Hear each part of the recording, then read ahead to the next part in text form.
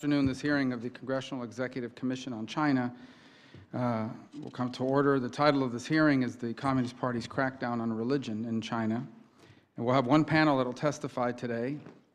It'll feature Mihrigul Tursun, a Uyghur Muslim who was interned in and survived a Chinese quote-unquote political re-education camp. That's not what I call it, that's what they call it, but in fact it is something more nefarious than that. Translating for her is Ms. Zubaira Shamsheddin. She is the Chinese Outreach Coordinator at the Uyghur Human Rights Project. We'll also hear from Tom Farr, President of the Religious Freedom Institute, and Samantha Hoffman, a visiting academic fellow at the Mercator Institute for China Studies and non-resident fellow at the Australian Strategic Policy Institute. So I want to thank you all for being here. The Chinese government, under the control of the Chinese Communist Party, has long imposed harsh policies against unregistered Christian churches, Uyghur Muslims, Tibetan Buddhists, Falun Gong practitioners, and other religious adherents.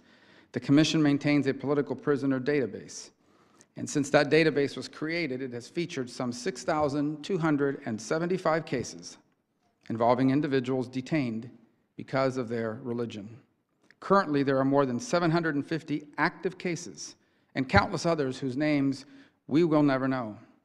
The Commission consistently advocates for members of Congress and the administration to raise individual prisoner cases, and the database is an invaluable tool in that effort.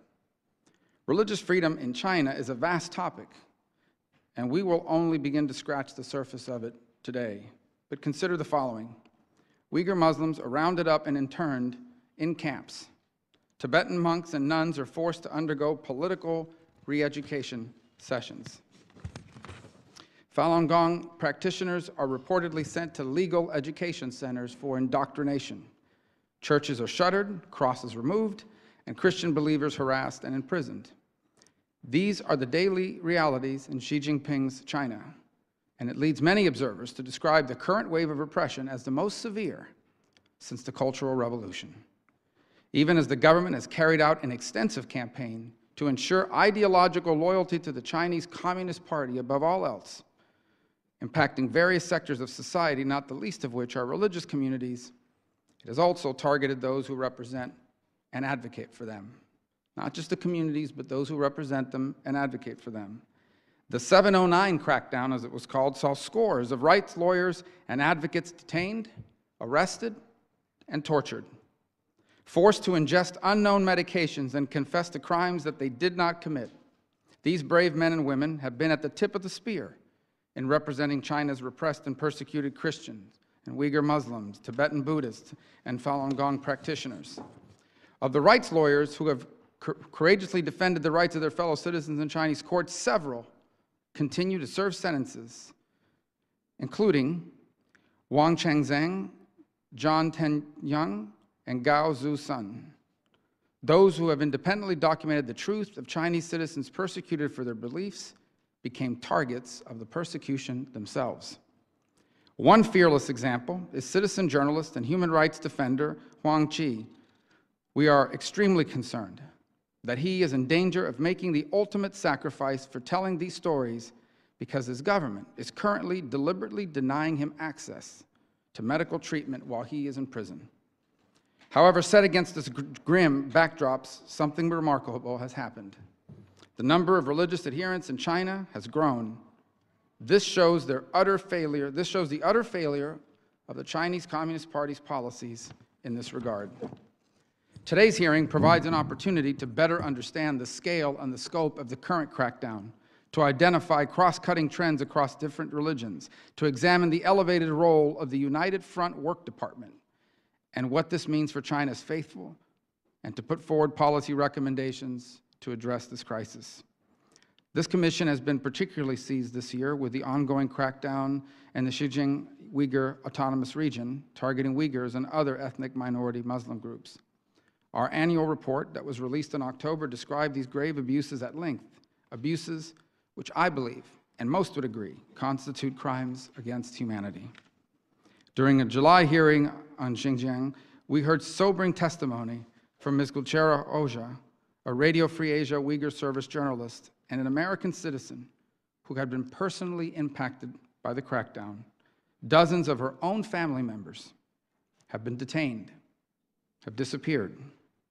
And as sobering as her story is, she's not alone. Not only have her fellow Uyghur service journalists been similarly impacted, but countless other Americans have as well. It seems that every week the commission, which we chair, is contacted by Uyghurs living in the United States desperate for news about a loved one who has vanished into the growing labyrinth of camps. Today we are honored to have with us Ms. Tursun. Her story is harrowing, and we are truly grateful for her courage in coming forward. Also grabbing headlines in recent months is the growing repression facing Christians in China. Beijing authorities recently banned Zion Church, one of the largest unofficial Protestant churches in the city, which typically drew up to 1,600 worshipers on any given Sunday. Robbed of their worship space, members of the church have reportedly taken to quietly meeting in parks and in homes. In September, reports emerged of authorities burning Bibles and compelling Christians to sign papers renouncing their faith. Meanwhile, the Holy See and the Chinese government apparently have reached an agreement this fall, the precise details of which have not been made public. It has been reported that Beijing would now recognize the Pope as the head of the Catholic Church in China. The Vatican would recognize 7 excommunicated Chinese bishops appointed by the PRC authorities. The Chinese authorities would appoint future bishops, while the Pope would have veto power over their nomination.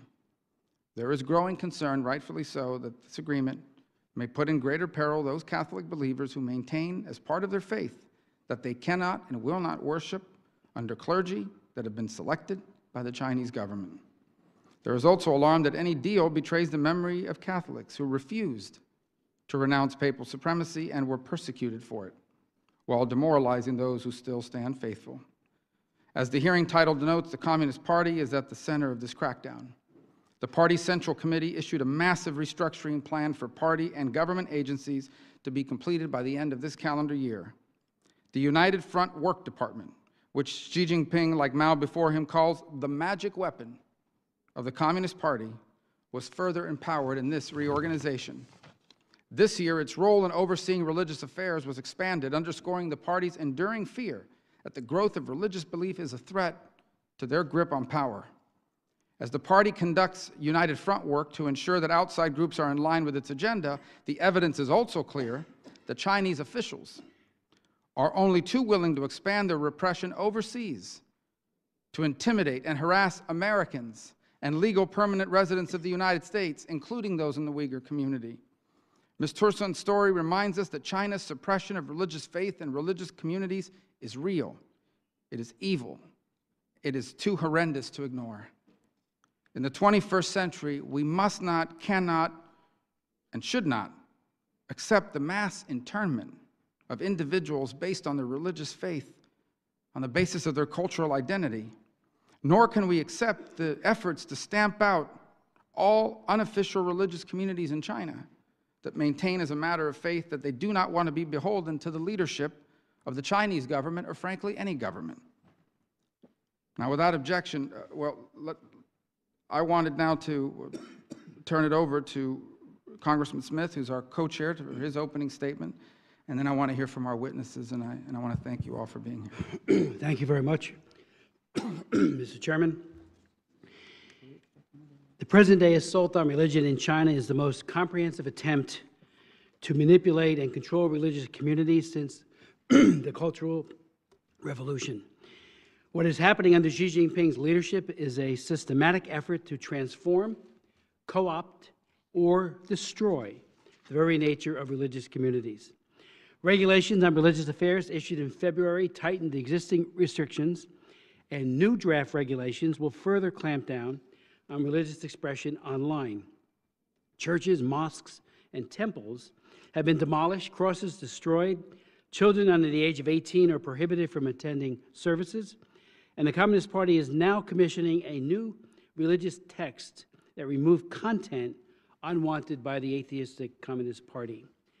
Xi Jinping talks about realizing the China dream, but when Bibles are burned, when a simple prayer over a meal in public is an illegal religious gathering, and when over 1 million Uyghur and Kazakh Muslims are interned in political re-education camps, and forced to renounce their faith.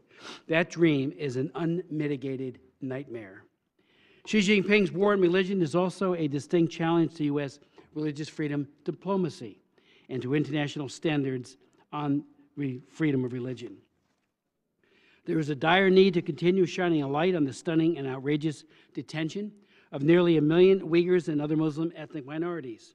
Senator Rubio and I have tried to be a voice for those repressed.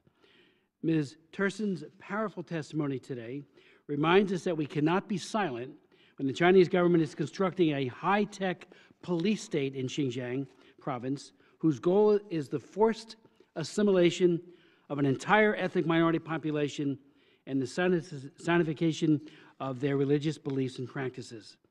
I do commend the administration, particularly Secretary Pompeo and Vice President Pence, for speaking out forcefully. I would urge the administration to support the bipartisan Uyghur Human Rights Policy Act that Senator Rubio and I introduced, and to sanction Chinese officials and businesses complicit in these crimes against humanity. In the past year, and it was referenced by our chairman, pressure has mounted on independent Protestant and Catholic churches. Clergy are now in prison. They have been, but even more so. Churches have been forcibly closed, and the human rights lawyers who defend religious believers have been jailed, disappeared, or tortured into silence. Gao Zhejiang, Yang Tingyong, and so many others have been disappeared, detained, and tortured for standing up against persecution. An open letter signed by over 500 Protestant leaders inspires and should motivate each and every one of us to double our efforts on behalf of those who are fighting this repression. In the midst of an intense campaign of repression, these 500 Protestant leaders wrote, and I quote, "For the sake of the gospel, we are willing to suffer all external losses brought about by unfair law enforcement. Out of a love for our fellow citizens, we are willing to give up all of our earthly rights. For the sake of the gospel, we are prepared to bear all losses, even the loss of our freedom and our lives." This type of courageous conviction that requires not only our admiration, but our action. Let me turn just for a brief moment to the issue of Catholicism in China, where a deal has been struck that will reportedly give the Pope veto power over Chinese government-approved candidates for bishops. Vatican Secretary of State Cardinal Pietro Parolin admits, quote, "It is not a good deal, but believes it is important to unify the underground Catholic Church and the state-sanctioned Catholic Patriotic Association." Cardinal Zen, however, Bishop Emeritus of Hong Kong, has questioned whether Vatican officials making these decisions, quote, "know what true suffering is." The reports are that the deal is provisional and full details are secret. However, the devil is in the details, including the fate of underground churches, the 30 underground bishops appointed previously over Beijing's objections, and Vatican relations with Taiwan. I would just note parenthetically that back in 1994, I met with Bishop Xu of Baoding Province. He celebrated Mass. He was out of prison just for a very brief time, was rearrested a few years later, and he spent probably about 40 years, at least 30 plus, in incarceration. He had absolutely no animosity to the Chinese state. He said, "As a true Christian, I love them, I pray for them, even though they beat me." Bishop Xu of Baoding, an amazing man. He is one of those underground Catholic bishops, and as we all know, there are several others who are still being held in detention. I do hope and pray that this agreement will bring true religious freedom for Catholics in China, but I have my doubts. Since the agreement was reached, underground priests are detained, pilgrimage sites have been closed, crosses continue to be toppled from churches, formerly excommunicated bishops were welcomed in Rome, and the United Front department officials in October convened a re-education session for priests. So that's the harbinger of, I think, some very bad additional things to come. The President and Xi Jinping will meet, as we know, in Argentina this week, seeking ways to diffuse U.S.-China tensions. It should be conveyed to Xi Jinping in absolute clarity by our President that his war on religion is not only an egregious wrong against the Chinese people, It is also highly counterproductive strategy.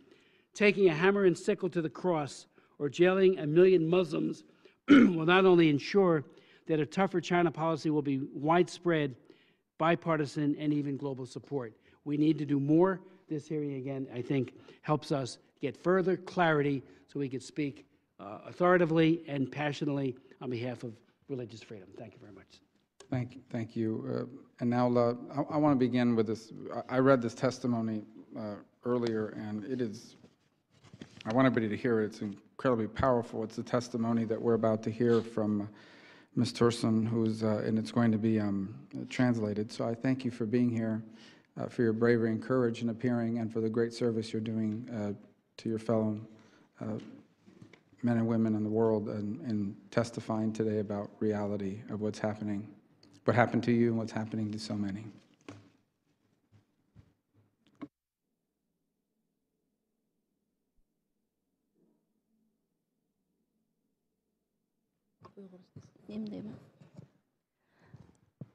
Marco Rubio əfəndiyə və Amerika hökumətinə köp rəhmət diləyirəm. I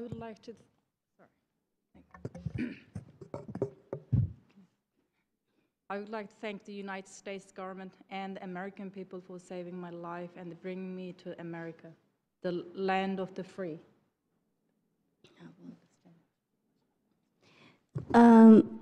Менің инглизчем бәк яхшы болмағачқа tərcümə qılıb bəzsə.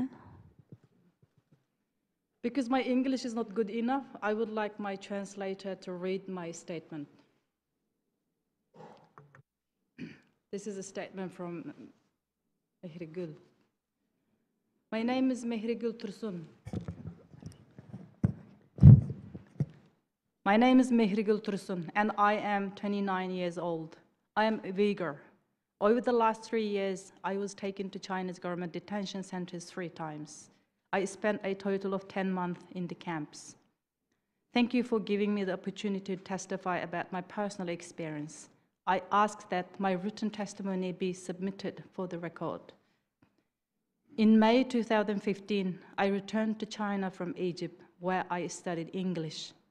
I was arrested at the airport, and my 2-month-old triplets were taken away. The officers handcuffed me, put a dark sack over my head, and took me to a detention center. After 3 months, they told me that I could be with my sick children until their health improved, and released me. My oldest son had died in their hands. In April 2017, I was taken to a detention center for the 2nd time. I was interrogated for 4 days and nights without sleep. After being in the camp for 3 months, I kept having seizures and losing consciousness.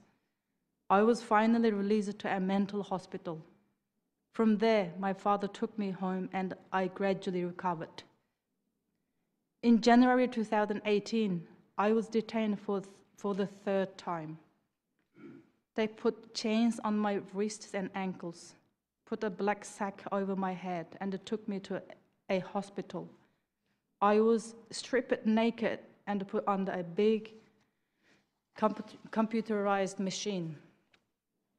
Then I was dressed in a blue uniform with yellow vest, worn by serious criminals, and taken to a camp.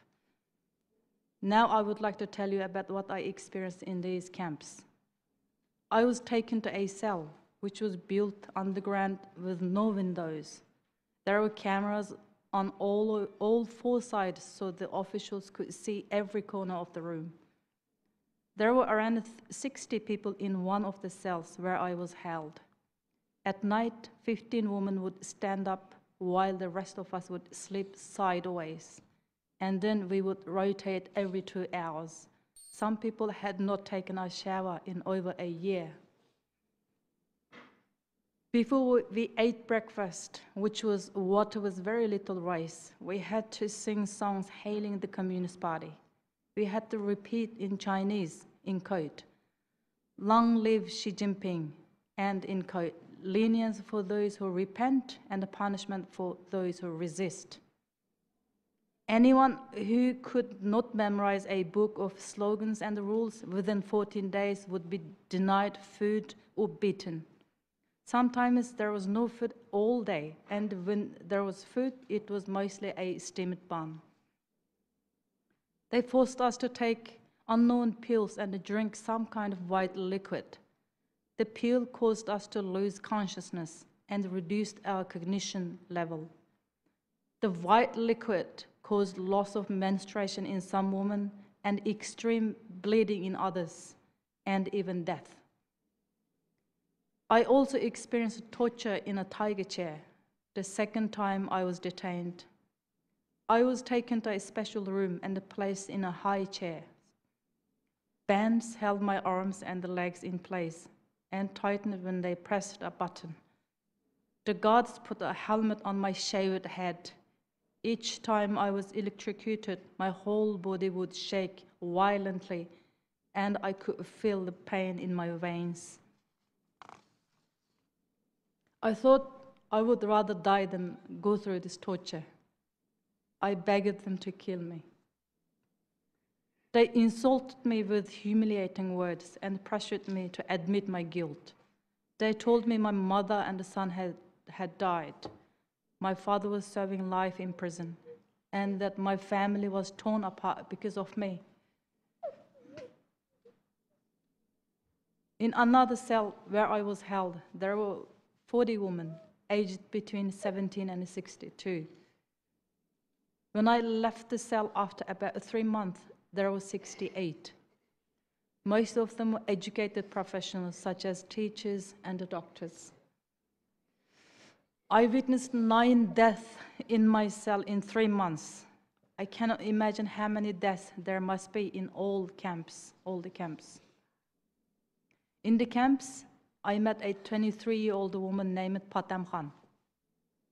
Her crime was attending a wedding in 2014 that was held according to Islamic traditions, where people did not dance, sing, or drink alcohol. She said 400 people who attended that wedding were all taken to the camps. When she was taken, she had left her 2 kids in the field. She agonized every day about where her children were.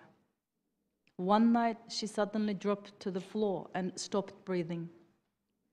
Several people with masks came and dragged her away. After more than 3 months in the camp, I came out and was again able to see my kids. Thanks to the help of many wonderful people, I was able to come to the United States. Words cannot describe how joyful I felt when I landed in Virginia 2 months ago.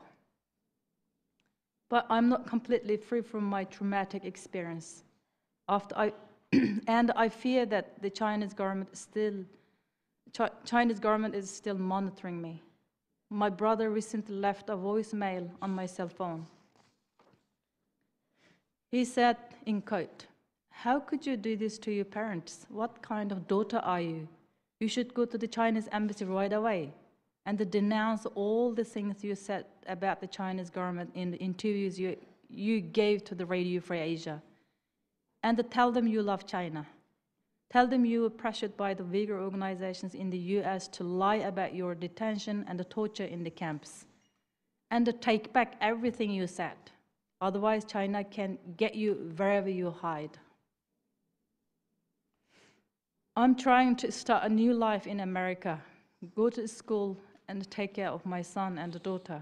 But now I'm terrified that the Chinese government could still threaten me from so far away. Please protect the Uyghurs in America from the Chinese government's threats. Please help Uyghur refugees around the world who will be taken to the camps if they are forced to return to China. Please take action to save the people who are being tortured right now. I hope the US government will take a strong action against the officials responsible for torturing me, and the death of my little boy, and the death of so many innocent Uyghur people. My people look to the United States as a beacon of hope. It is the only country that can tell China to stop its ethnic cleansing of the Uyghur people. I still remember the words of the officers when I asked what my crime was. They said, in quote, being a Uyghur is a crime.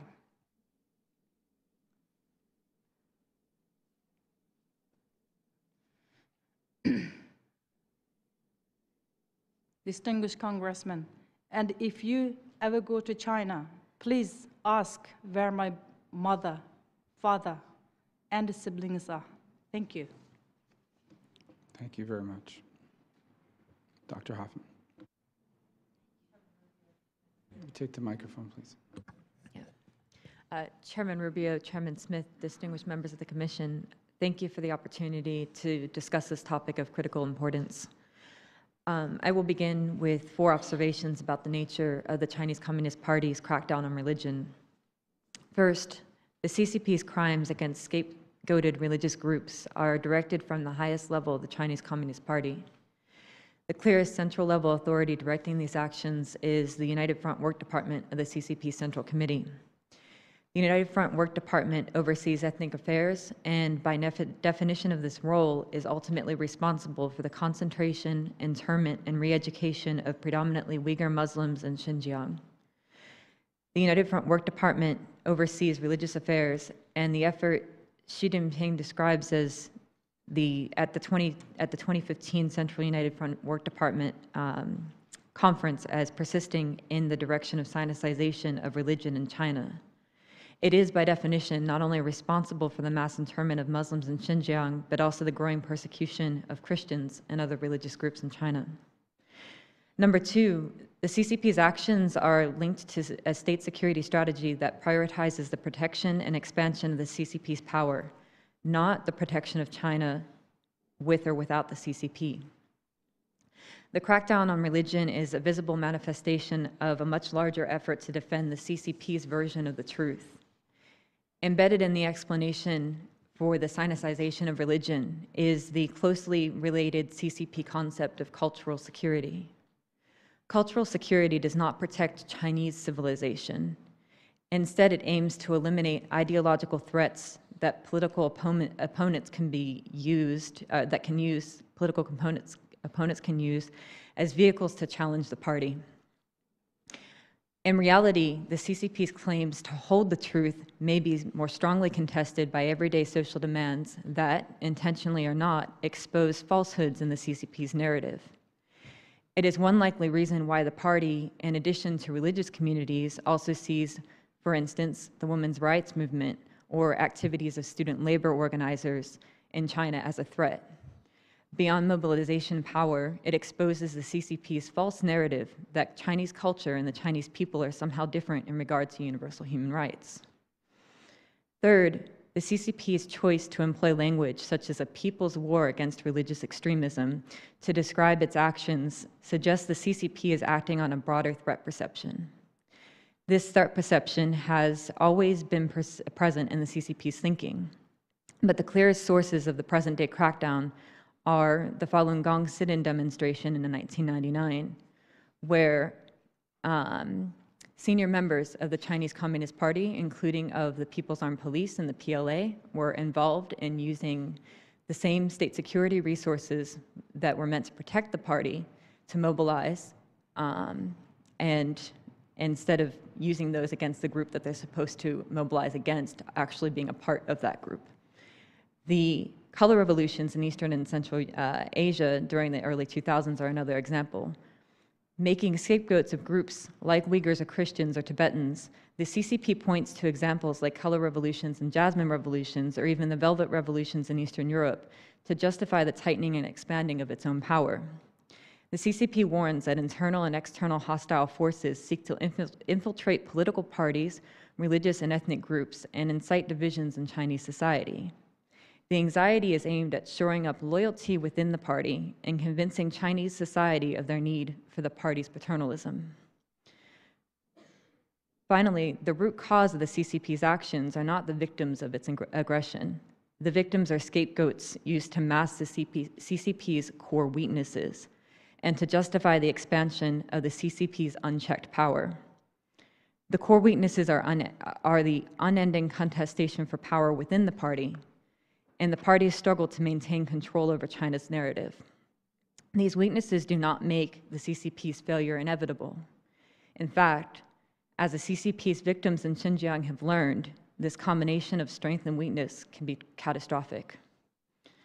So, if you take one point away from my testimony today, it's that in order to help the victims in Xinjiang and help other persecuted religious groups in China, we need to think broader than those groups themselves. And that means that the committee needs to think about long-term responses. And I don't have those answers for you today. But what I can offer you are short-term solutions that can at least help to stall the CCP's progress. First, a strong response to the CCP's persecution of religious groups must address the problem at its core. Individuals, namely in Xinjiang, such as Party Secretary Chen Quanguo, are directly implementing the CCP's securitization policies in Xinjiang should be immediately sanctioned.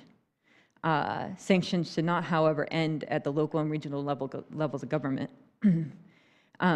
Beyond the actual source of the problem is a broader state security strategy that is clearly centrally directed. The U.S. government should start by targeting all officials connected to the control of religions. This includes known members of the State Ethnic Affairs Commission, the Central Xinjiang Work Coordinating Leading Small Group Office, and high-level officials in the United Front Work Department. I've listed several specific individuals in my written testimony. Second, sanctions should also extend to both Chinese and international companies that are involved in the construction of the Chinese surveillance state, which support the CCP's human rights violations. It's not a complete solution, but it could stall progress, CCP's progress, and buy time while policymakers research more long-term effective policies.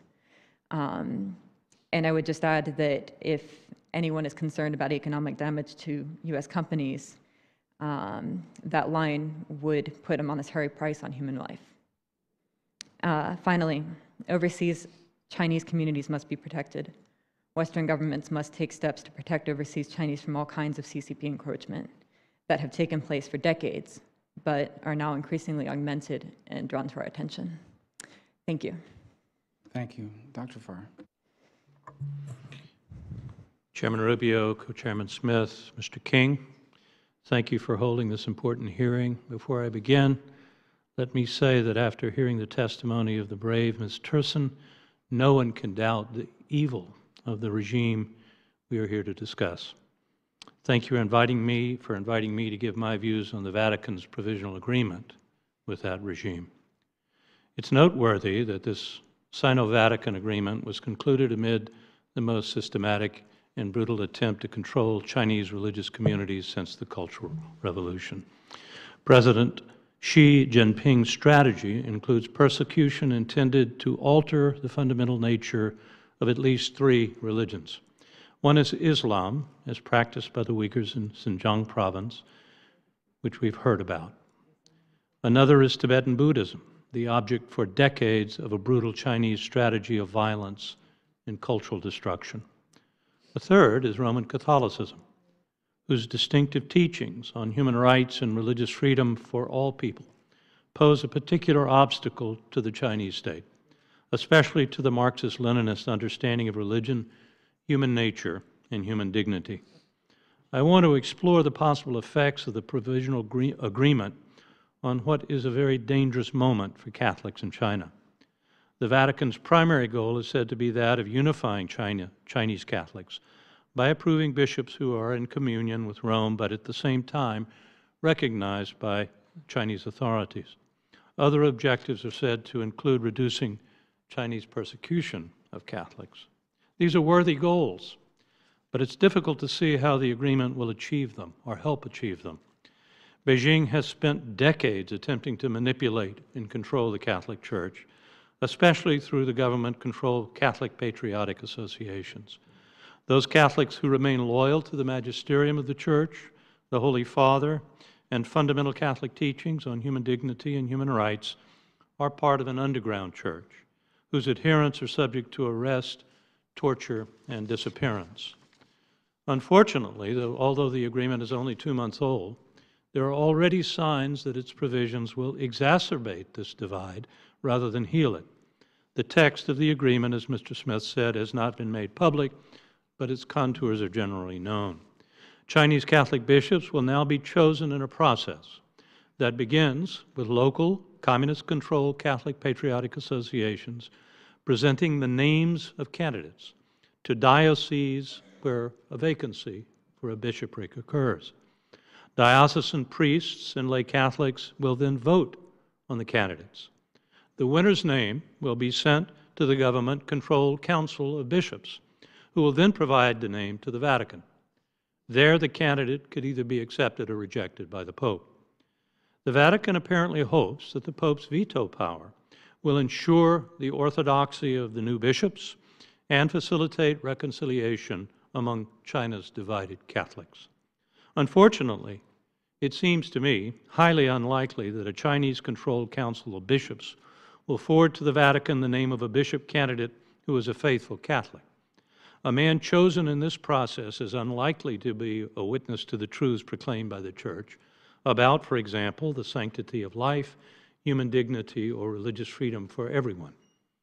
It seems far more likely that the name of a candidate bishop sent to Rome will be chosen for his acquiescence to the communist regime, if not for his fidelity to its anti-Catholic purposes.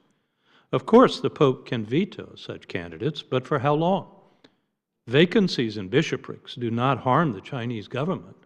They harm Chinese Catholics. The insidious effects of this bargain may already have shown themselves. 2 official Chinese bishops attended the recent Synod on Youth in Rome, as Mr. Smith mentioned, apparently at the invitation of Pope Francis.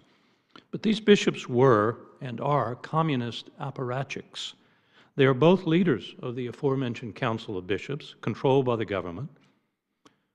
Unaccountably, the 2 left Rome before the Synod was finished. Perhaps, Mr. Smith, they left to preside over the re-education classes for priests you mentioned. Whatever the cause of their abrupt departure, it was not the act of bishops faithful to the Holy Father or the Catholic Church. Unfortunately, the persecution of Chinese Catholics has not decreased. If anything, it's intensified since the signing of the agreement. Mr. Smith gave a couple of examples. Let me mention also that within a month of the signing of the agreement, 2 Marian shrines had been destroyed by communist officials in China. Unfortunately, the Sino-Vatican agreement seems to mirror the Vatican's failed Cold War diplomacy of the 1960s, which was frankly unrealistic about the evil of communism and deeply wounded the Church in parts of Eastern Europe. On the other hand, the Vatican does have a distinct moral authority to counter the root causes of totalitarian evil, just as Pope John Paul II did in the 1980s in collaboration with President Reagan and Prime Minister Thatcher. In my view, the Holy See's role should be now, as it was then, to press for human rights, and especially for religious freedom for all the religious communities in China and elsewhere. Given the current vile assaults on Uyghur Muslims and Tibetan Buddhists, the Vatican should be standing with them. As for China's Catholics, the Vatican should demand nothing less than libertas ecclesiae, the freedom of the Church to witness to its adherents, to the public, and to the regime its teachings on human dignity and the common good. I sincerely hope I'm wrong about the long-term effects of the Sino-Vatican agreement, but I don't believe it will help the Roman Catholic Church, China's Catholic minority, or certainly the cause of religious freedom in China. The Chinese know what they are doing. The Vatican's charism in China, on the other hand, is not diplomacy, but witness to the truth about God and man. Thanks for inviting me to address this important topic. Thank you all for being here. I'm going to now turn it to, we have a vote at 4 o'clock. I'll stay with, we'll have a few minutes after 4 to continue, and obviously the co-chair is here, but I wanted to give Senator King a chance at the first question. Thank you, Mr. Chairman. First, I want to thank our witnesses for moving and important testimony. It's rare that we have an opportunity to hear so directly about something like this that is so abhorrent and so at variance. In fact, it's almost impossible for us to understand where freedom of religion is a basic premise of our entire society. And that leads me to my first question, and maybe Mr. Farr, you could tackle this. Why are they doing this?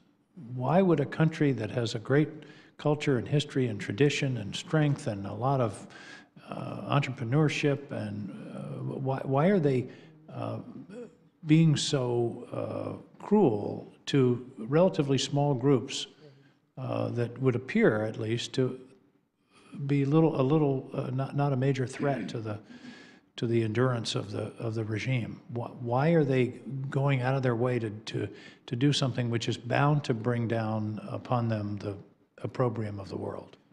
It's a good question, Senator, and a big question. Let me give you what I think, to cut to the chase, is the answer. Religion threatens communism. Communism is a totalitarian understanding of the world, of what a human being is. Most religions posit an authority greater than the state. This is a threat to the state, which is one reason we have this in the First Amendment to our Constitution. Our founders wanted to limit the power of the state by protecting the right of people to have a fidelity to something that's more important than government. Communism is precisely the opposite of this. So I think religion, by its nature, threatens them, particularly those religions that have reasons for fidelity to a greater authority. Certainly, to stick to what I was talking about today, but I think it's true of our other witnesses as well, the Catholic Church is distinguished by its adherence to not only the authority beyond the state, but to the right of everybody, every citizen in a state, to have religious freedom. That's a threat to the regime. I think that's the answer to your question, although it's more complicated than that, but I think that's the core answer. It just seems that it's a disproportionate response to what is a relatively small threat, given the numbers of people that we're If I might just add, sir, the threat, quotes around that, is growing because people are converting to religion in China. There is one estimate, speaking here about Christians, that within 20 years, China will have more Christians than any other country in the world. Wow. This scares the dickens out of the Chinese. Ms. Tursun, let me ask you a variation of the same question. Why do you think you were treated so abominably? What threat did you present to the government of China? Siz qanday qaraysiz deydi. Nemishki siz shaxsan bir Uyg'ur nemaz bilan u Xitoy siz nim tahdid qilyapsiz, ular sizni u qadar besim qilg'idaksiz, u qadar sizga jazolagan. Nimaga qanday qarayman? Tushundiring. Xitoy hukumati nima uchun sizga u qadar besim qiladi? Siz bir Uyg'ur sifatingizda Xitoy hukumatiga nim tahdid qilishingiz mumkin.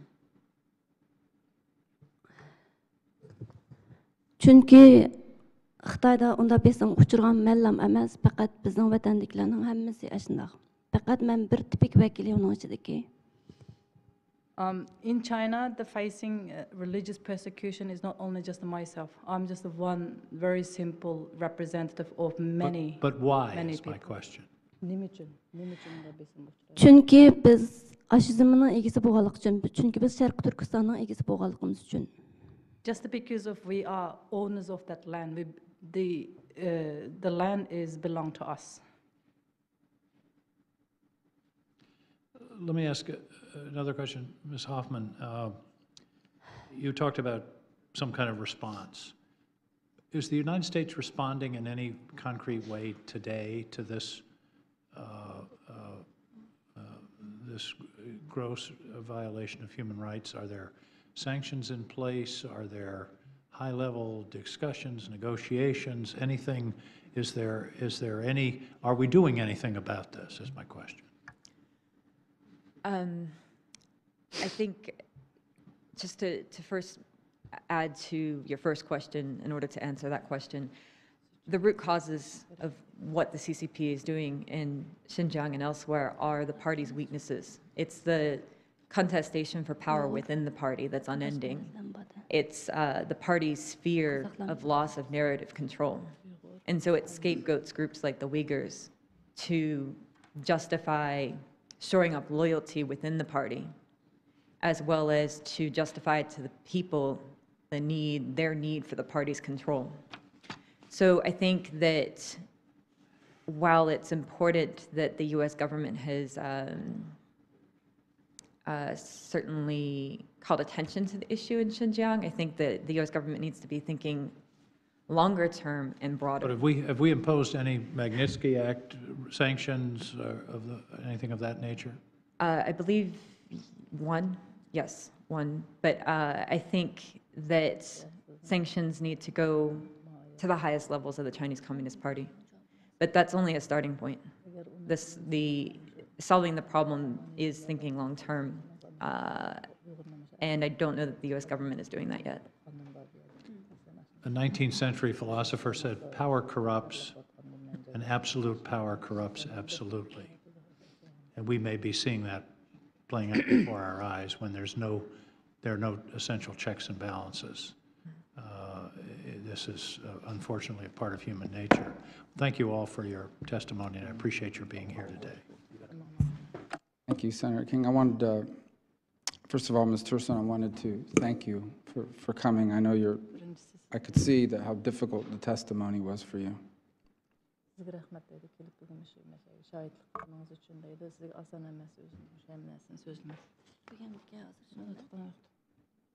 And I want you to know, and I won't, for purposes of not making this any more difficult for you, I do have here pictures that you've submitted for us of your family and of your 3 children. And we're going to submit those for the record, if that's okay, so that it could be part of the committee's record on this hearing, along with your testimony.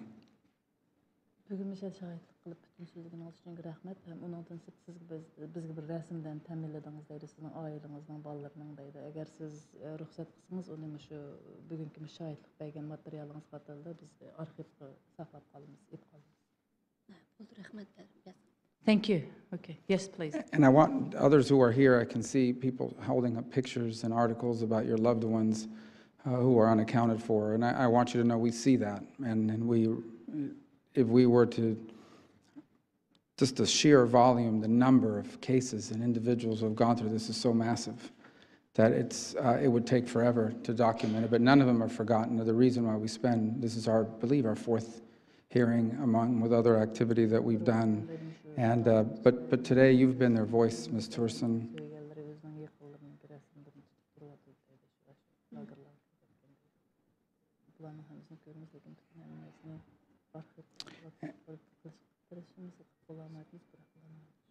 And I wanted to thank you for that. I have 3 questions that I hope you can address. The first is, you testified briefly about fear, that even here in the United States you're being watched, harassed, and followed.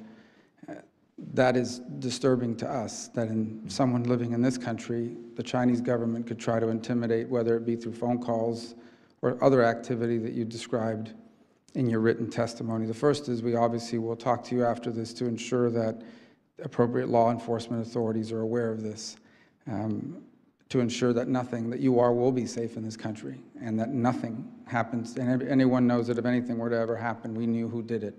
We think is the strongest form of protection. You deserve that.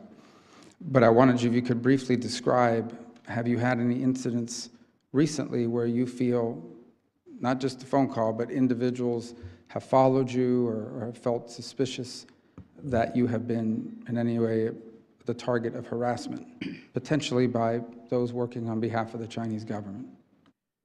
Sizniki yazmış ayetnamanızda siz şundaq depsiz mesela hatta hazır Amerikada bolsanızmı özünüzde hiç bir bexatar his qılmaganlığınız haqida siz mümkün bolsa qısqa aldı bizga tasvirlab bersangiz bu yaqin vaqtda siz telefon orqali emas yoki o'zingiz siz gumondor bo'lgan ba'zi bir insonlar shu Xitoy hukumatiga ishlaydigan Xitoy tarafdan ba'zi bir insonlarning sizga mustaq tahdid bergan yoki sizga mustaq bir vahima solgan shunday ahvollar bo'ldimi qisqa shuni tasvirlab bersangiz.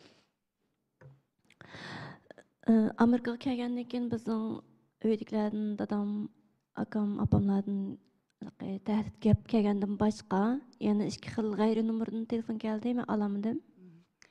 Since I came to America, other than that kind of pressure that I have received from my family members, like my father and the brother's text messages, and also another 2 suspicious phone calls. Аны кейін бір қатым шу Вирджиниядагы маркеттен айланып өйгө кайташымда о бір тузап маңганда шу бір кар көз айнектик кар шәп кийген шу Xitay çırayı birisi kendimden düşüp maşın bilen qoğlap bir vəgi çık qoğuldu. Eynəkini düşürüp yakıldı, lekin ben qoğuq kettim keyin maşını tozla qaraldı. Ben başka yol qayırlı kettim, işkep aldı da. About 2 weeks ago, in one of the market in Virginia, I was catching an Uber and traveling, and I felt that some person who wearing black glasses, Black qarı şəp kiygen qarı and also black hat, and that person was with the car, and then he was trying to talk to me through the windows of the car. And the car driven through the different direction, we dropped him. And I scared when he tried to talk to me through the window. And then driver asked me, you know him? I said, no, I don't know. But I see he is Chinese, I understand.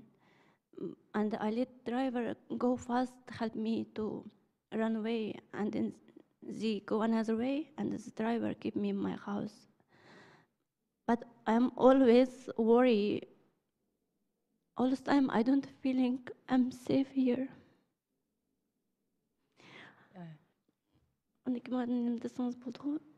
China embassy.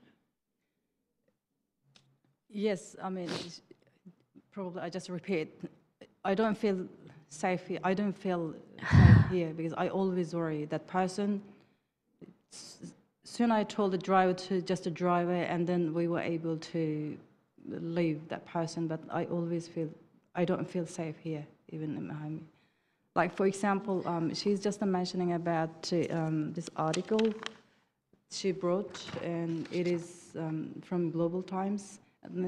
In that article specifically, they mentioned her name, saying that what she said and what she, the interview that she has given to Radio Free Asia and everything is lie. And that report says that the report of Global Times recently reported from one of the re-education camps of Xinjiang that the situation, the reporter described it completely different. And it says that what Tursun portrayed or described about the camps is even that kind of situation doesn't exist in China's prison. So this is another threat that she felt directly from the Chinese government, which is specifically mentioning her name in the article. The second question I have is, in your time in camp, were you ever forced to perform work or labor, any forced labor? Siz aşı lagerda vaqtыңız sizni mecburi emgek qıldımı? Undaq mecburlap bir işlarni emgek qilish saldımı? Yo'q, bizni u yerdan chiqartmaydi. Bir uyning ichidan havo chiqishga chiqartmaydi.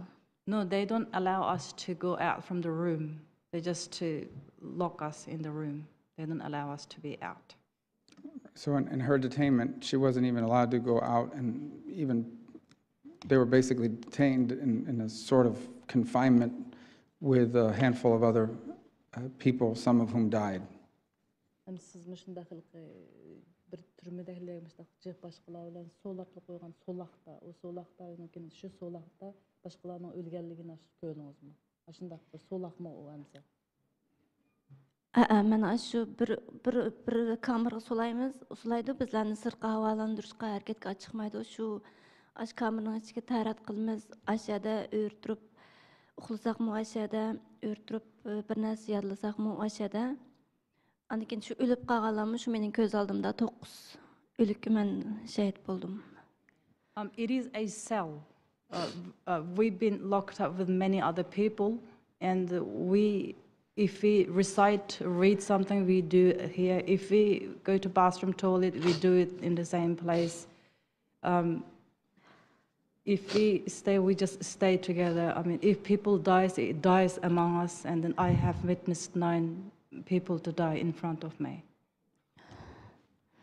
There have been reports in the press about the forced collection of DNA from people throughout China, but particularly in the Xinjiang region. Some of it under the guise of a physical exam, others forced to provide blood samples and so forth as part of getting passports. In your time there, whether it was getting the passport, are you aware of these forced efforts to make people undergo physical exams, give blood samples, and other? Was that something you were subjected to either in confinement or when you applied with the authorities on entry or on exit?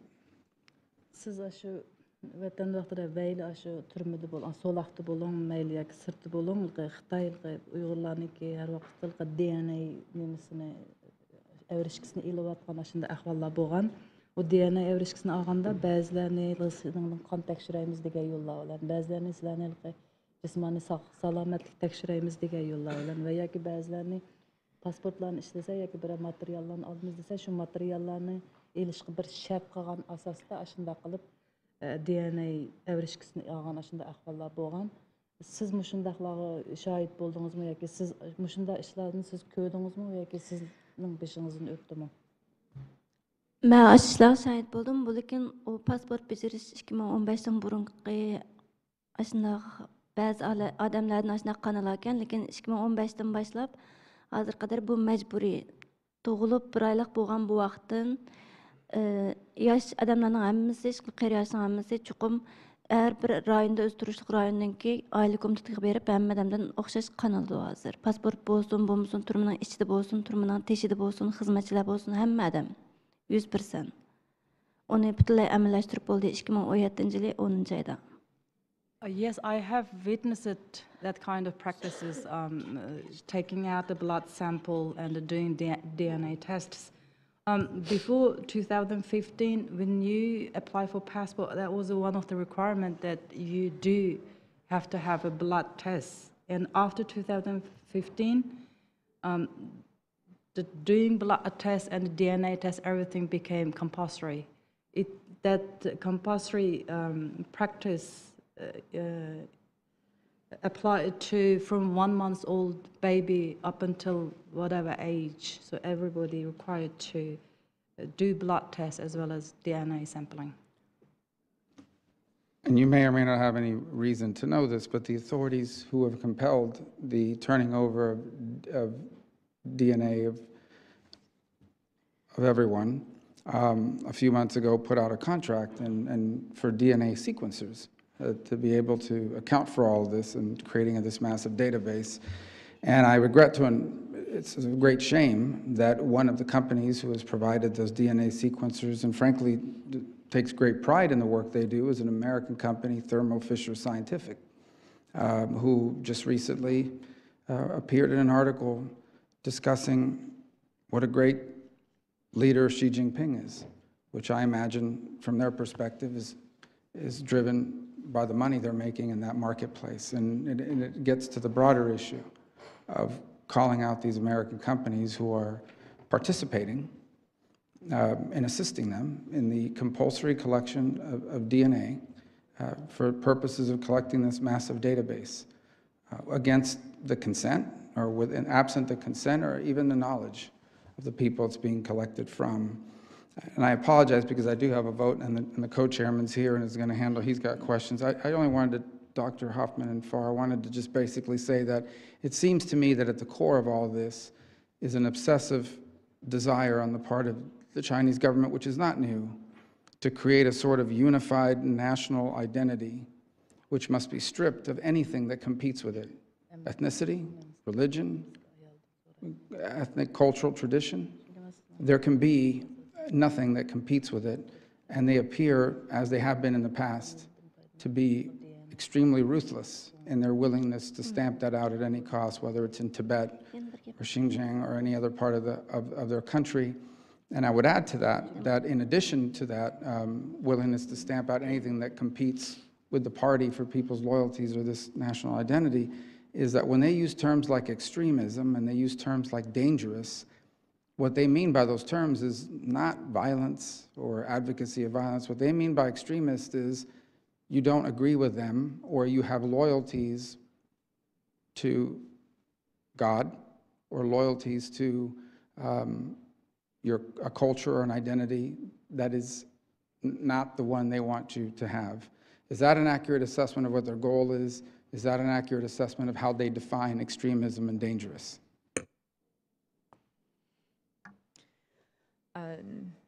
It's fairly accurate.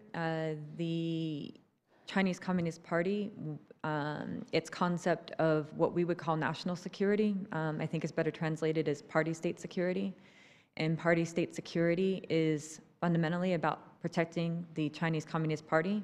And that means that there are dimensions that are dealing with the internal struggle for power within the party, and then dealing with everything outside of the party, controlling the narrative, controlling the ideological space to ensure that the Chinese Communist Party can stay in power.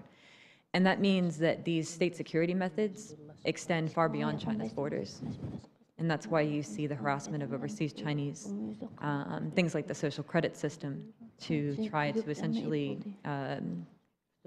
ensure that people can manage themselves to adhere to the party's will. It's a long-term process that's not new under Xi Jinping. It's something that the party's been doing forever. The changes at the beginning of the reform era were that the Chinese Communist Party can no longer rely on ideological mobilization alone. And then it had to come up with new ways for enabling Mao's mass line, essentially the idea that that's essentially the idea that the party shapes and manages how people behave. So it's using things like the surveillance state to attach political control to economic and social development. I hope that answers your question. I think you're exactly right, Senator. I think the Chinese are no different than the other totalitarian regimes of the 20th century, Hitler, Stalin, and Mao. They want to label as extremist anything that challenges them. And just two things that I would cite as evidence. One is bringing the State Administration for Religious Affairs, which has been there in one guise or another for a long time, closer to the Politburo under the United Front Work Department. But also the fact that parents can be given criminal sanctions if they allow their children, any parent in China, if they allow their children to be exposed to religious education. That just tells you everything you need to know. They are afraid that their citizens are going to be infected with the virus of religion.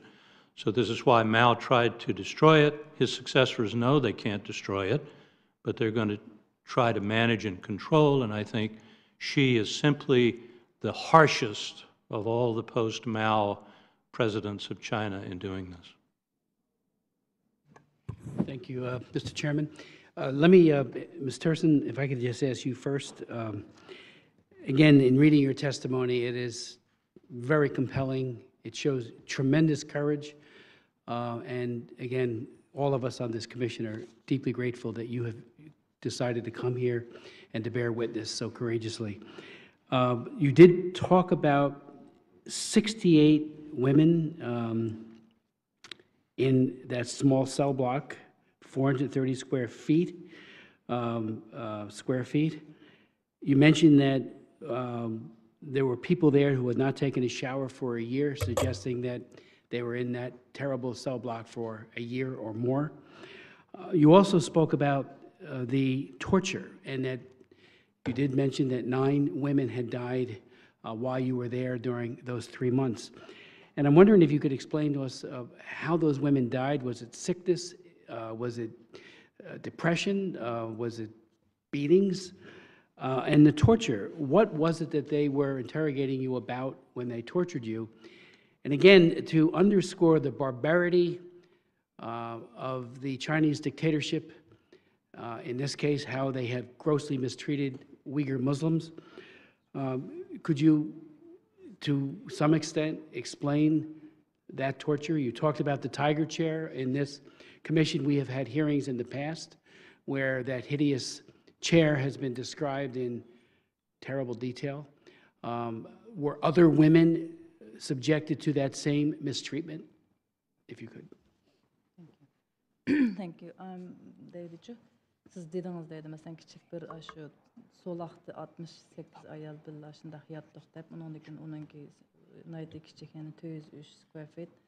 Ondan keyin 1 yıl hatta bazı jünmagana şeyde dep şu gapdan dediniz. 1 yılgıçlık düşünüp ondan keyin qiyın qыстaq bolganda hatta men 9 ayalnınki ölüp ketgeniga şahit oldum dep dediniz. Hem de bir etki sual, şu ölüp ketkenler ağırıqdımı yoki qiyın qыстaqdımı, nemi sebepten ölüp ketkenligini bilemsiz. Ondan keyin qiyın qыстaq ahvalını dediniz, mesela gelqi egiz orundoqda o'tag'izib qiyın qыстaq elish degandek. Şu ahvallarni dep basqin, mesela şu ayollar nemi sebeplerden ölüp ketdi, qiyın qыстaq deganda qandaq tariqatga qiyın qыстaqlarni beshingizni o'tkazdingiz?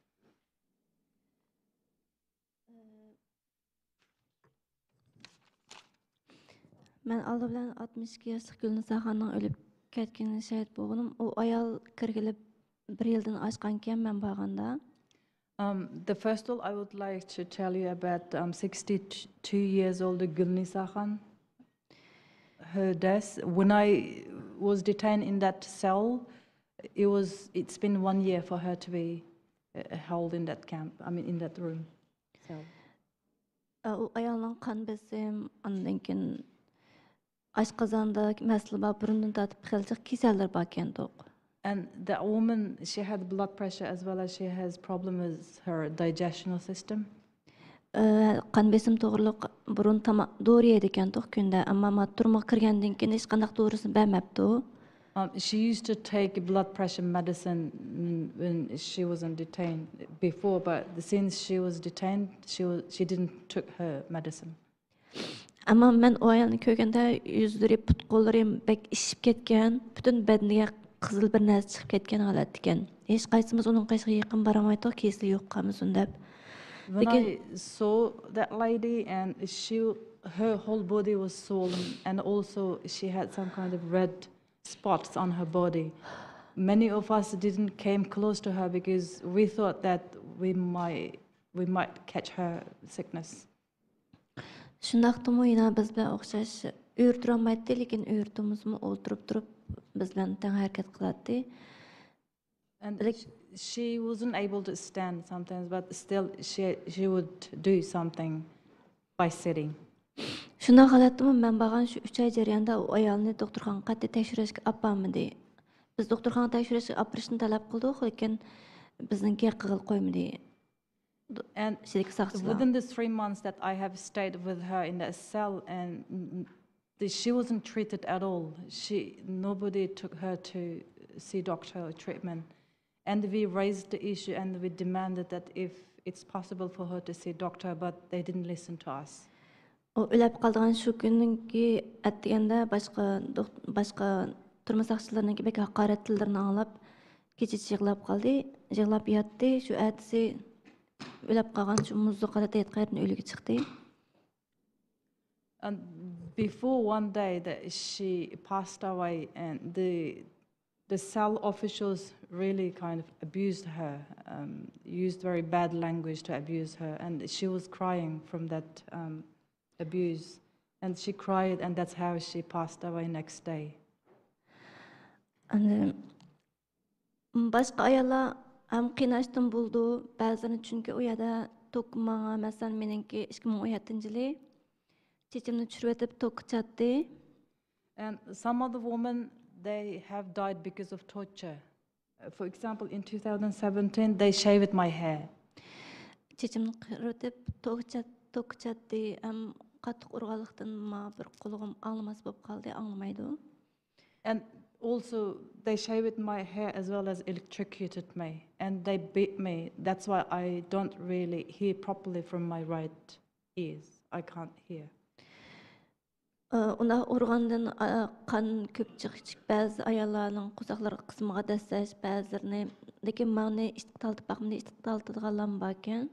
And also, sometimes they the officers, they beat women, especially they beat on stomach of the woman, and some women will die because of the bleeding. And even I heard that they use dogs to beat and use dogs to torture as well. I heard it, but I didn't witness that. While you're speaking, are the torturers men or women or both? And is there sexual abuse? All is men. All is men. Erle ayalla açtak kıldı. The man tortures woman, Not in woman, not woman. not woman. The man tortures woman. Lekin mındaq basqınçılıq qalan işte ahvallarmı barmı işte boğanmı deydi. Ben onda ahvallarını körüp bakmadım. Yeah, I didn't witness sexual abuse, but I witnessed torture. Ama Allah şu bütün kimni saldırıp kapıyan salatı erle tekşireydi o ayallarını. But another abusive thing is they ask us to take off all our clothes. They put us naked. The man does that. Anşku qattiq uruşlar aylanıp ketgandan suv chechib meni o'sha keltirdi. Menga ikki qatam do'rib, mana qilqim. Aylantirib, so'roq soldi. Ularning nimaligini esimda yo'q. And also they beat you, and then when you unconscious, and they pour water over you, and then make you come back again, and then they beat. All does by men. And like they give kind of medicine, and when we take a medicine, sorry. Doğru yegenden keyin şu alqımda xonjoda keset bo'ldi, lekin And then they give kind of medicine. When you take that medicine, you feel like you're hallucinating. You don't like feel yourself. urdu, lekin o sezim bo'lmaydi odamga. And after that, after you take that medicine, when they beat you, you don't feel that beat. You don't feel hurt, or you don't feel anything. Do they insult the Prophet Muhammad and your faith? Sizning oldingizda turib, mana sizlarning oldingizda turib, mana payg'ambarimiz Muhammad alayhisalomni yeg depsend qilgan işte ahvollar bo'ldimi? Yeah. Yes. Because last time when they beat me so hard, and then I tell him, please kill me, and then God will help you. Please kill me. So he say, where's your God? Tell him, come here, listen to me. They speak like this. Right. I have some additional questions for you and for the other witnesses, but Senator Daines does have an appointment that he has to be at, so I'd like to yield such time as he may consume. Thank you, Chairman Smith, as well as to Chairman Rubio. Thanks for holding this hearing. I want to thank the witnesses for coming today. I want to thank Ms. Tursun for her bravery and her courage for being here today, especially. I spent more than a half a decade in China working in the private sector back in the 1990s. In fact, our two youngest children were born in Hong Kong. I've led congressional delegation visits to China the last 3 years. I've traveled to places beyond the regular places you go. Of course, we visit Beijing and places like Shanghai and Shenzhen, Hangzhou, but also we've gone to some of the places somewhat further away, to Urumqi, where we saw the prominent Uyghur Muslim populations, to Tibet, where we saw their Buddhist populations and the monks, to Dandong on the North Korean border. So we've seen the Muslim people there in China, we've seen the Buddhist monks in China, we've seen the Christians there in China, and it's allowed me to see firsthand some of the human rights abuses, the censorship, and the challenges the Chinese people face, as well as the efforts that are being made to extend influence beyond the borders of China. As your testimonies, this commission, the State Department Human Rights Report, and numerous others indicate, the state of religious freedom in much of China is in dire straits. It is critically important that we as a nation, founded on freedom, the rule of law, the basic foundation rights of religious liberty, that we bring our influence to bear to advance human rights in China and around the world. Dr. Hoffman, I have a question for you. Are there particular tools or technologies that might be helpful for the U.S. government or NGOs to support, to assist the persecuted populations in places like Xinjiang province or elsewhere in China?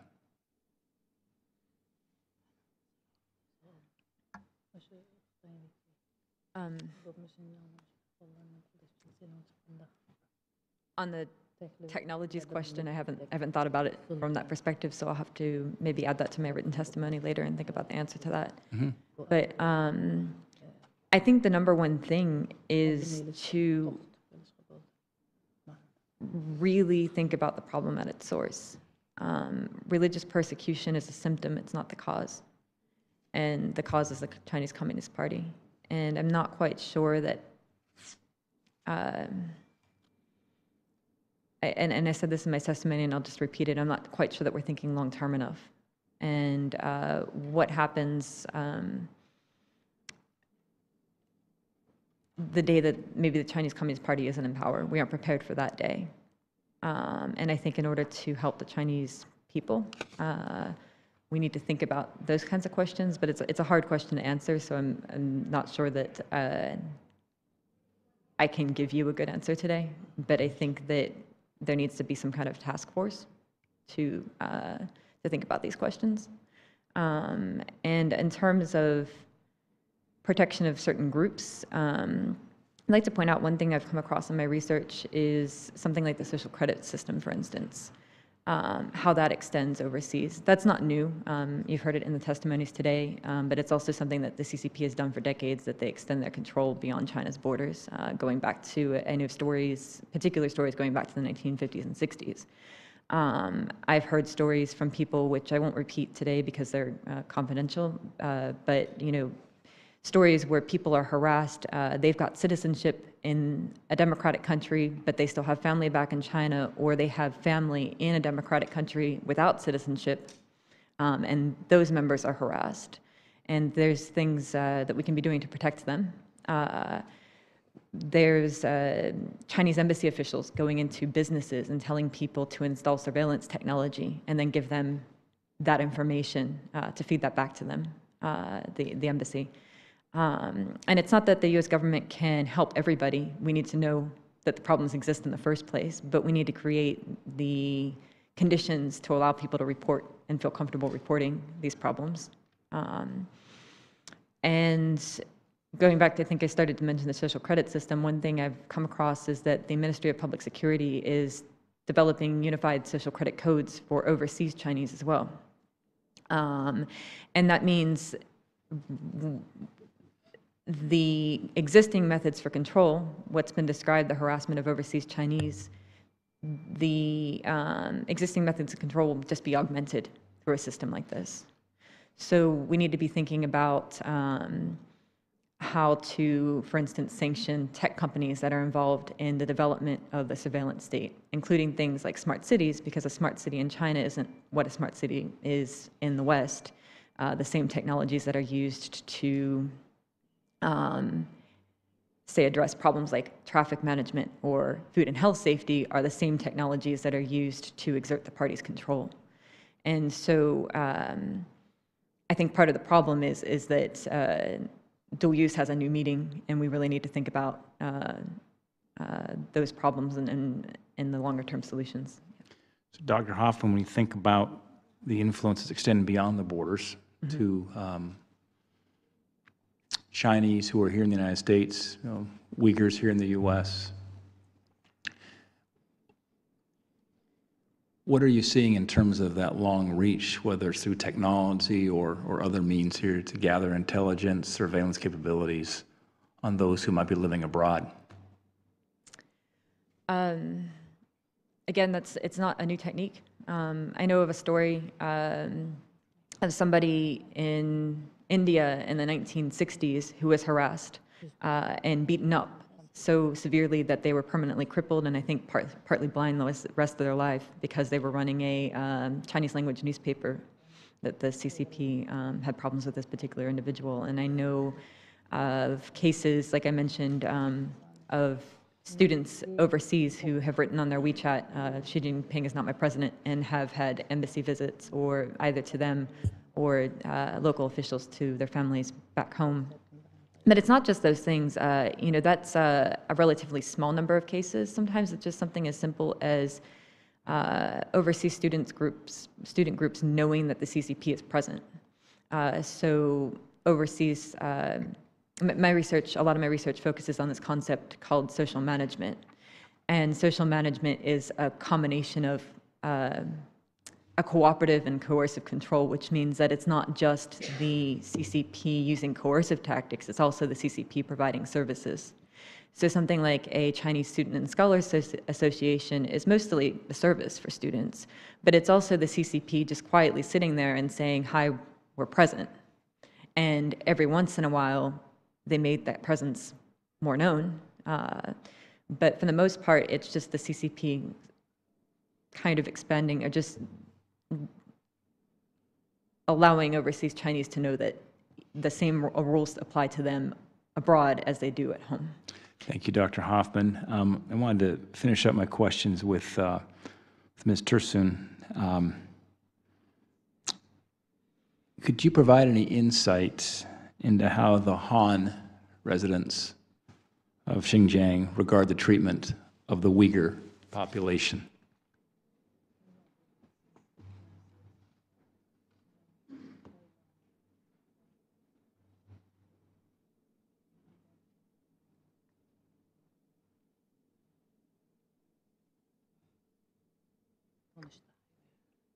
Біздің ватандагы уйгырлар учурап карашка Кытайлар кандай карашты демекчи ма? Уйгырлар. Bizning Şinjanda, bizning vatanda turib atgan Xitoylar, Xitoy hökumətinin Uyğurlarga bo'lgan muomalasiga nisbatan qanday ko'z qarashda, qanday muomala qilishini qanday qaraydi Xitoy xalqi, hukumat emas Xitoy xalqi. What I say? Bizni adamchilik, hayvonchilikmi ko'maydi? Bizni hayvonchilikmi ko'maydi ular? Chunki hech bo'lmaganda hayvonlarmi xil bir They don't respect us like they even respect an animal. We don't receive any respect from them. They can speak bad for us, we cannot. They can beat us, we cannot. If even bir ayga o'chratib tursak, bankka, doktorxona bo'lsin, o'chratib tursak, 10 odam 10 Uyg'ur alda turgan bo'lsa, Xitoydan birisi kelsa, chuqum aldiga turib, Xitoyning bijirib bo'lgan ekan, Uyg'urlar kirish kerak. The treatment is very different because, like, for example, I can say that if we are lining up for getting something, if 10 Uyghurs standing on the line in front, if one Chinese comes, the service person will serve the one Chinese who came first. The 10 Uyghurs will be left out. Yeah, and then for example, from my house, I go out from my house. I go to supermarket, normal, 2 meal. From this 2 meal inside, I must be, the Chinese police must check me 3-4 times. If I wish to go out from my house, like 2-3 miles, I need to go through for checking at least 2-3-4 times. So if it's a non-Uyghur, right? If it's a Han Chinese, no, aren't the checks? But for Han Chinese, they don't do that. They don't. Yeah. They are not required to go through the checks. They are free.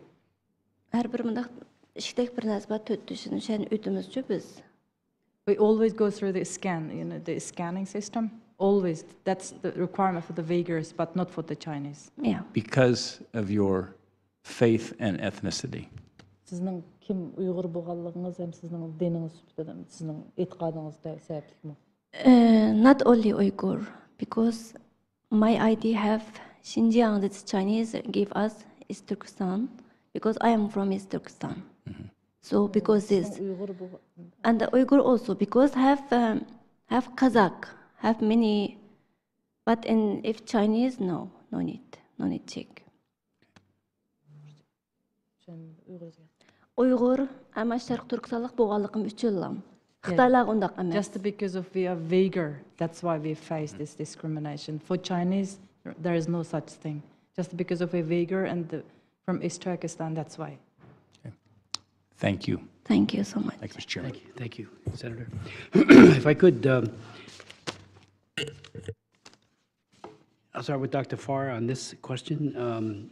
As you know, a little over 2 years ago, the Frank Wolf International Religious Freedom Act was signed into law, and it provided a whole-of-government approach. It built on some of the early gains that was made by the original law authored by Frank Wolf, but some of the things we were not able to get into that law and lessons learned over the years. And you, as head of that office, did a remarkable job, and I want that clearly stated on the record for the IRFA office, International Religious Freedom Office.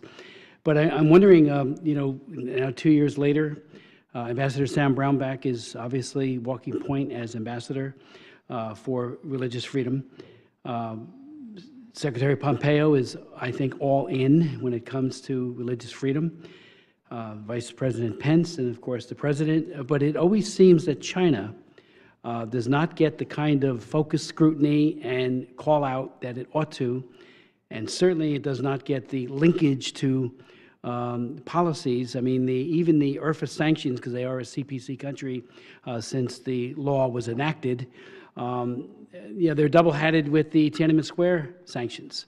And it seems to me there needs to be a significant breakout of penalty imposed upon not just Magnitsky Act penalties, but other penalties. I think, Dr. Hoffman, you alluded to more needs to be done on the Chinese government. You know, and I would say this for the record, and I've done it in this commission before.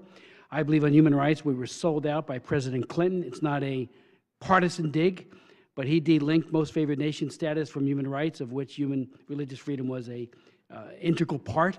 He did it in May 26th of 1994. I remember it. It was a Friday afternoon. Most members of Congress had left. A couple of people did instantaneous press conferences, including Nancy Pelosi and I, harshly criticizing that delinkage. And the Chinese government ever since has felt that human rights in general, religious freedom in particular, are ancillary issues and not at the core of our policy. So my first question would be to you, is there any evidence that the new law and the new emphasis, the new focus is having an impact? Secondly, if I could, and this would be to maybe Dr. Hoffman and maybe to you as well. Obviously, this brutal genocidal crackdown on the Uyghurs should rise to the levels of the United Nations as never before. Another genocide, another place, people being targeted in whole or in part. This seems as if it's in whole. To try to change, to replace. Even the celebrations that occur are stopped. You know, the melodies that are sung are barred, and of course, people like our distinguished witness suffers brutal torture, as do other women and men and children.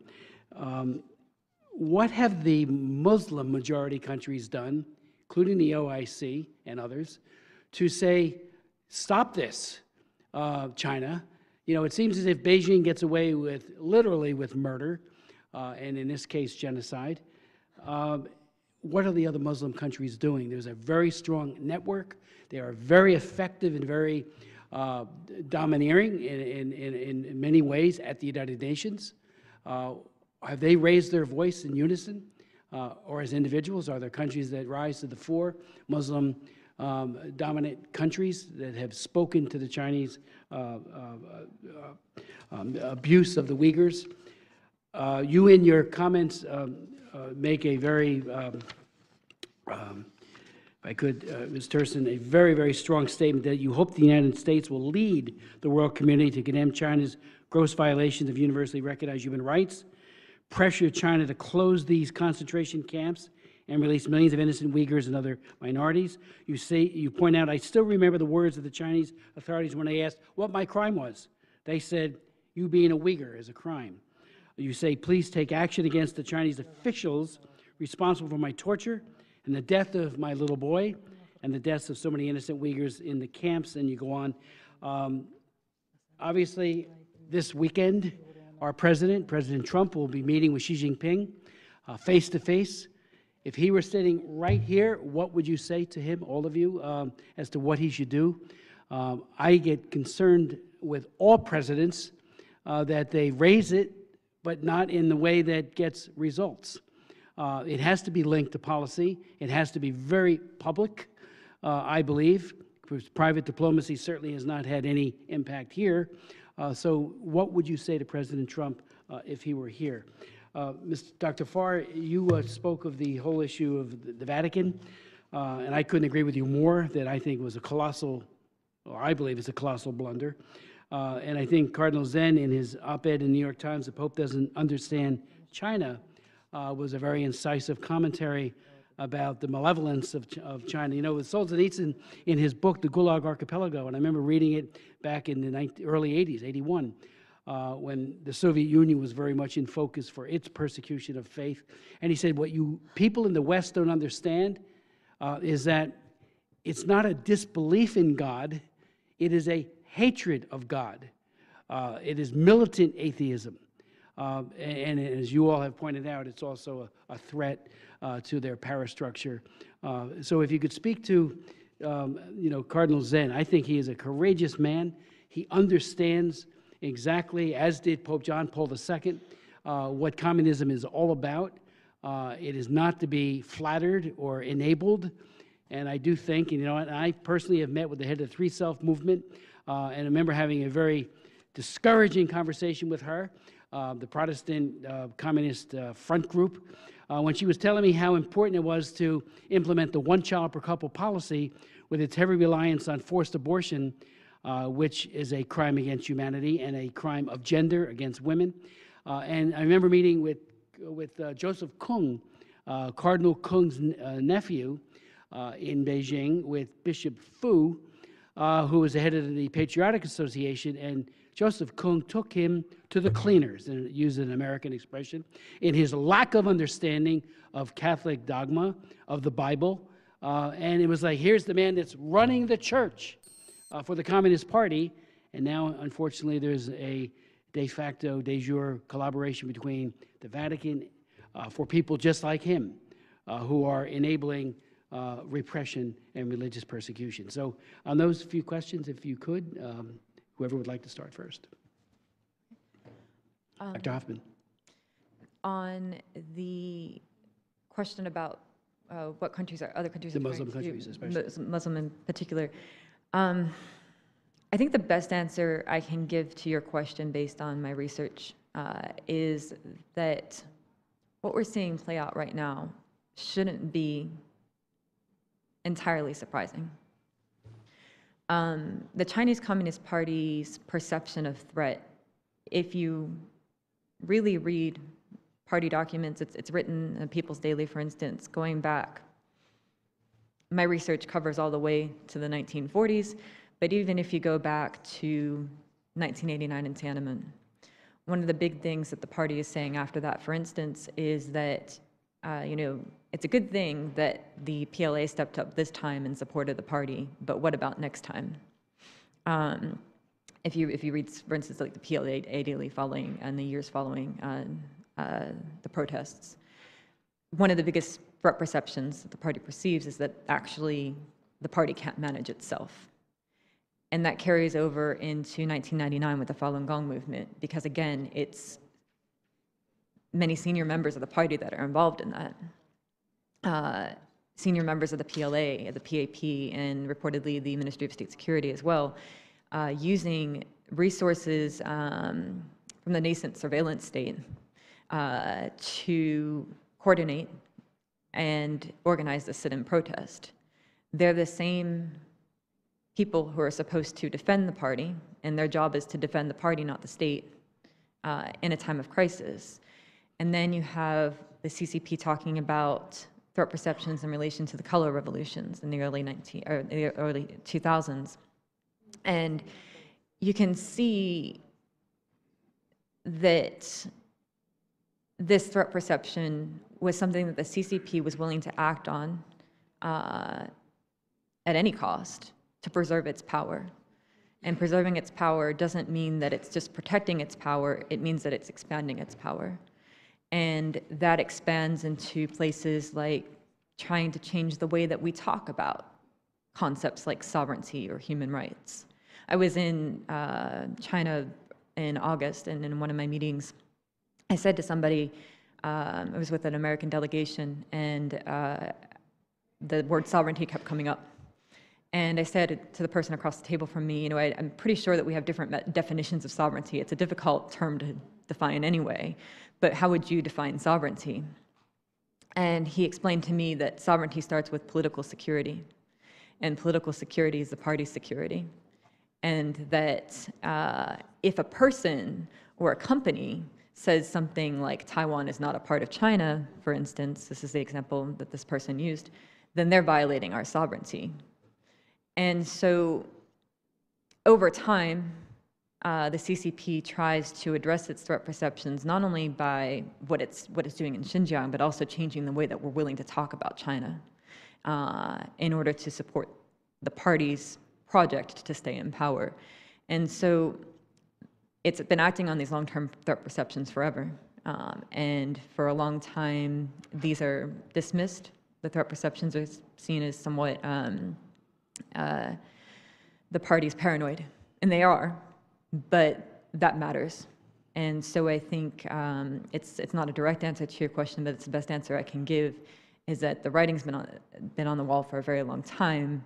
We're just now seeing the worst consequences of the party being exactly what it is. That was a great insight. If you could, any countries that come to mind, Saudi Arabia, Iran, that might be speaking out against what's happening to co-religious, other Muslims? To be honest, Malaysia, the largest. This isn't something that I've paid particular attention to, so I don't want to give a bad answer to your question on the record. So, Dr. Farr?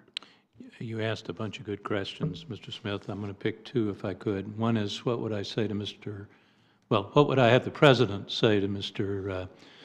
Xi Jinping? I would have the President say to him, stop persecuting your own people. It's bad for China's international reputation, but more importantly, it's bad for China's economy. I think this is something this President, a point he could make that others, it would be very, very powerful coming from him. And it also happens to be true. This is something that I wish our own religious freedom policy would be involved in, and that is making the argument that religious freedom is good for the economy, or the reverse, for a communist system. You don't have to have full religious freedom. Just back off. Stop your crackdowns. This is not rocket science, although people don't seem to get it, where you are brutalizing people. The economy is not going to grow. And whether it's in Zhejiang province or Tibet or throughout China, if you can learn to allow people to be religious, Chinese citizens, these are not foreigners, they will be more economically productive. There's plenty of evidence. We can present the evidence, but I think it's common sense.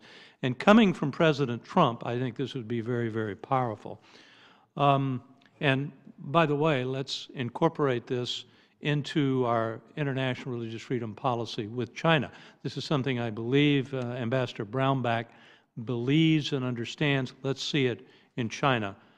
Second question I'd like to answer is, you didn't quite ask it this way, but I would say to the Vatican, if you're going to keep this agreement, this provisional agreement, demand more from the Chinese. For example, propose a way for underground bishops to be involved in the nomination process that goes to Rome. That Rome should demand this.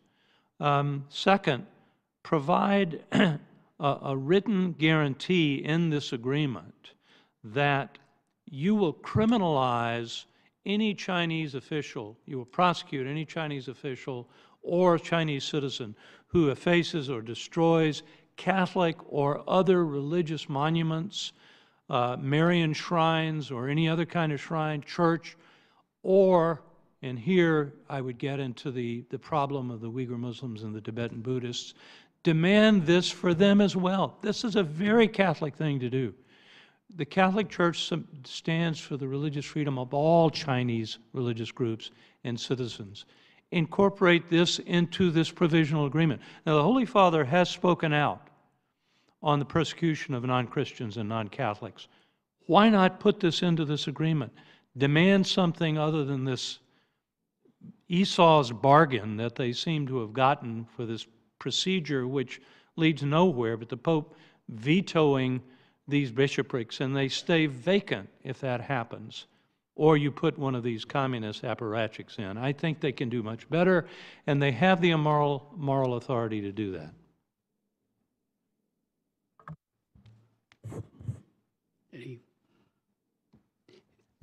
What would you say to President Trump if he were here?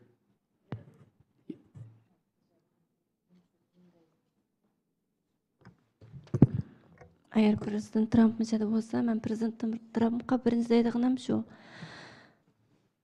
Lagerlarını takıp, lagerdeki bütün Uygurlarını koyup etse. If President Trump were here right now with us, first I would say that please help us to close down all the concentration, re-education camps, and to release all innocent Uyghurs. İkinciden, her qaysı dövlətlerde turuyatqan, mağa oxşaş yardımga muhtaç bolayotgan, Xitayga qaytanmayotgan, vatanga qaytanmayotgan qalan şu bichar Uyg'urlarga yordam qilib, egi chiqsa har qaysi Amerikadagi cho'ng davlatlar va boshqa davlatlar şu Uyg'urlarga egi chiqib yordam qilsa.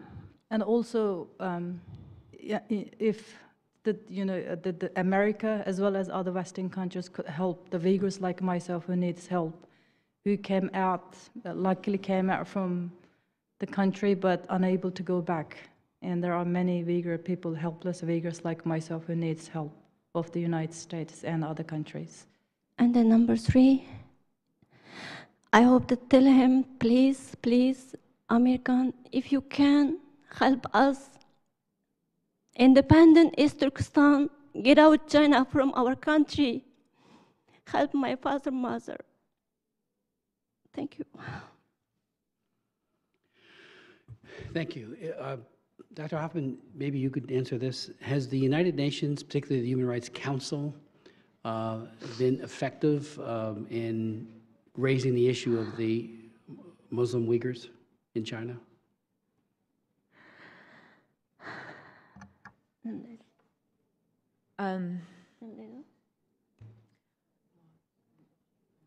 Although the issues come up, I don't think it's effective enough. I don't think it certainly has not been a focus. No, I think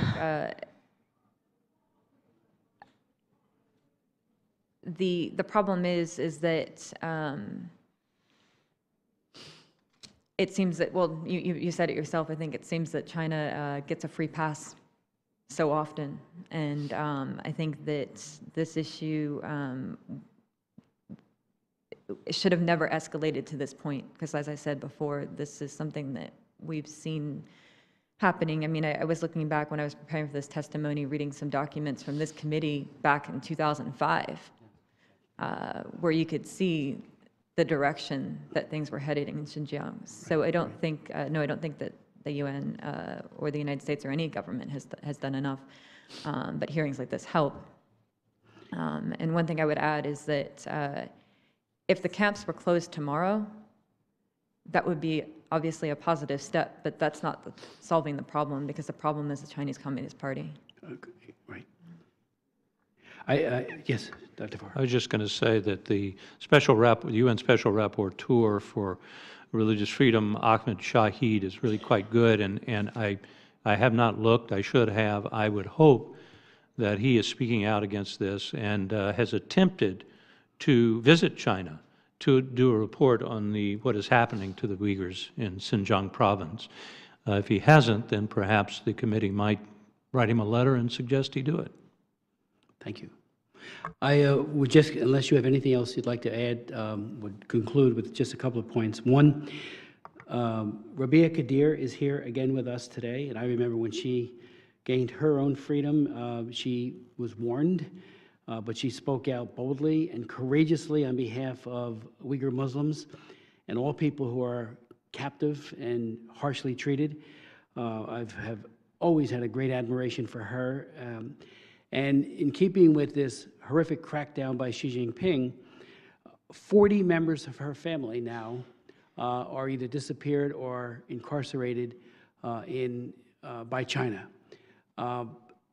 There are 6 journalists with Radio Free Asia, Uyghur Division. They too have had their families rounded up and incarcerated or disappeared. All the more reason why this government and our president and this commission and every one of us need to quadruple our efforts to stop this horrific crackdown that has been initiated by Xi Jinping. In this case, under the false guise of terrorism and other pretexts. I remember when 9/11 occurred, obviously there were many people in my own district who were killed in the Twin Towers, and worked on that issue with a lot of issues that followed with the families, including the Jersey girls, 4 women who lost their husbands. And they called themselves that. They're probably the main reason why we got the 9/11 Commission. But that said, as that was happening, the Chinese government, and I immediately spoke to the Bush administration and people in it and said, the Chinese government is using 9/11 as a way of focusing on the Uyghurs. Right away, they were in solidarity with us, which was a false solidarity about their concern, but they were using it as a pretext to crack down on Muslims. So here we go again, and now it's on steroids under the dictatorship of Xi Jinping. But to Rabia Kadir and all of those who are suffering so horribly, I just want to say how our hearts and our prayers are with you, but we have to add to that our effective actions. And hopefully, under Senator Marco Rubio, who has been a great chairman of this commission for the last 2 years, it's been my honor to serve as his co-chairman. Paul Protek, who has been our deputy chief of staff, and when I was chief of staff, I want to thank him for his tremendous leadership as well. This commission is needed now more than ever, as is the government's response. And so my hope is that this will be a further catalyst to effective action. Again, I want to thank our distinguished witnesses. You have been remarkable, and you provide us with a roadmap for the future. The hearing is adjourned. I would just add, it is adjourned. I would be open for 1 second to say that we'll remain open for 48 hours to receive any additional information, comments by members, and any additional material our distinguished witnesses would like to add. Hearing is adjourned.